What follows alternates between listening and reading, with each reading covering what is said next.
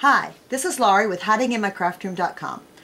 Today I'm going to be making a card, and I'm going to be using this Making Memories Just Chilling pack for boys, 8x8 paper pad with a lot of fun colors for boys.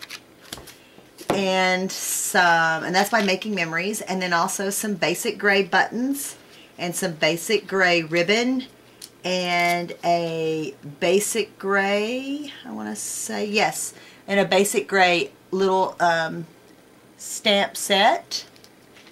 And then these are some papers that I already chose out of the paper pack I'm going to be using on my card. Okay, so let's get started. Okay, so here we are at the Cricut Expression 2 machine, and as you can see, I've got just a regular cartridge in. I do not have an Imagine cartridge in the machine, and the cartridge that I'm going to be using is Just Because cards, and I'm also going to be using an internal cartridge, Just a Note. So what I'm going to do is zoom in to the screen so you can see it. Tap on my images, and what's coming up is the Just Because, but I'm going to be using, I think, layer 1, and I'm going to cut a sheep, and I am going to put a space so that when I put my scraps on the mat I can see what I'm doing. And now I'm going to shift, and I'm going to do 2 of the same cut on the part of the sheep, I guess the wool part of the sheep. I'm going to do 2 of those. One I'm going to glue down, and then the other one I'm going to pop up with dimensions. Okay, and now I'm going to put return so that it goes to the next line, and then I'm going to tap on the Cricut emblem, and you can see now that the regular cartridge is lit up. I could go back to that, but I'm going to use one of my internal ones. Oops, sorry, I tapped on the other part of the screen and it went back. I'm going to go Just a Note. Now I'm going to do, there's a sunflower. Let's see if you can see that. There's a sunflower, but I'm going to use the spiky circle and then the regular circle from that for my sentiment. So it is the flower, but it is shift. Oh, flower, where did you go? Okay, this should be up here, yes. Actually, there's also a little, if you could see that, a little cheater where you can see right there where the red dot is. That's where it's located. Okay, I'm going to worry about sizes once I get it onto my mat. Now what I want to do is, I'm going to do another space for now. And then I want to layer 1, and then I want just the circle, not the face. So it should be, oh, I got to take off the shift. There we go. So make sure you, on these books, it doesn't say shift, but this is the regular button, and then this would be the shift. And I had the shift lock on. Okay, and I believe that is all I'm going to be cutting out right now. So let's see where it is on the mat.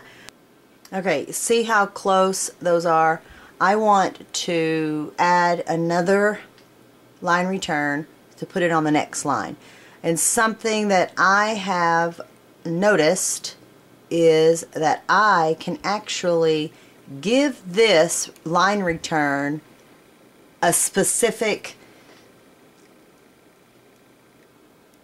amount or size. So I put it in at 6 inches. So now what that's going to do is it's actually going to move it 6 inches down my paper. So actually I think I want to make it 7 inches and move it right down to the edge of that mat. Be forewarned though, I think what happens is when you change that, it is forever that size. So next time I hit line return, it's going to be at 7 inches again. So anyway, alright, back to the mat, and yes, that's exactly where I want it. Now what I want is I need to space these two apart.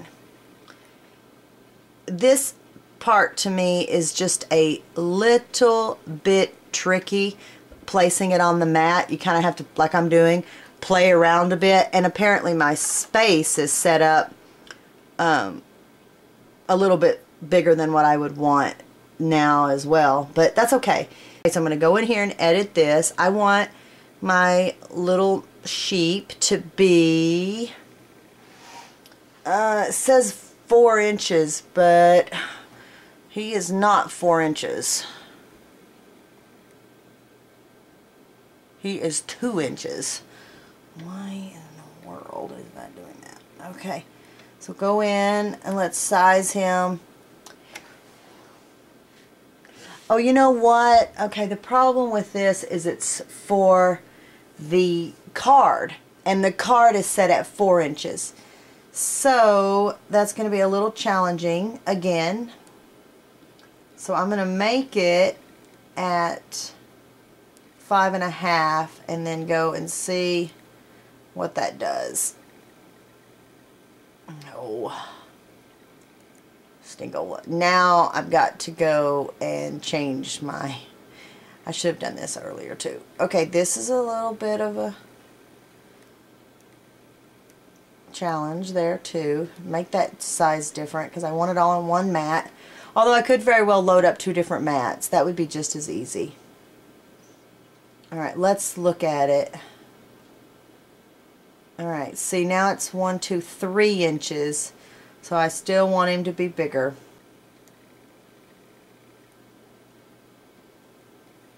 So go in.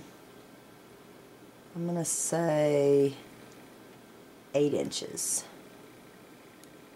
I could do real dial size, but the problem then would be 1, 2, 3, 4. Okay, that's good enough. Alright, so I got to check, see what, I can't remember what size I did him.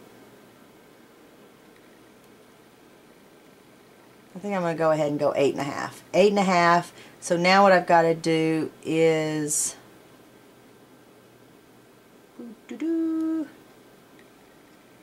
change these to 8.5 as well. So they will be proportional right there with the layer. Alright, now nice. Except I need to space that over so that my scrap is right there. And space, nope. Back up. And space perhaps. Let's go and see.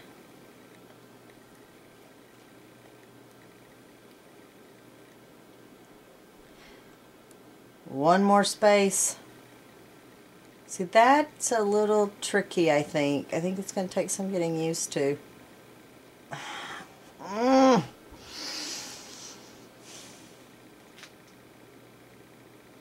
Okay, so after much playing around with spaces and returns, this is what my screen looks like. And this is what my line looks like. I have sheep, space, top of sheep, space, space, space, top of sheep, return, line return, return. Now remember, you can go in and edit your spaces and edit your returns so that they can be the size that you actually want them to be. Okay, so that's how it's looking. Alright, so this is what my mat looks like again. I'm going to line up my scraps according to these images, and then we'll cut it out and put it together.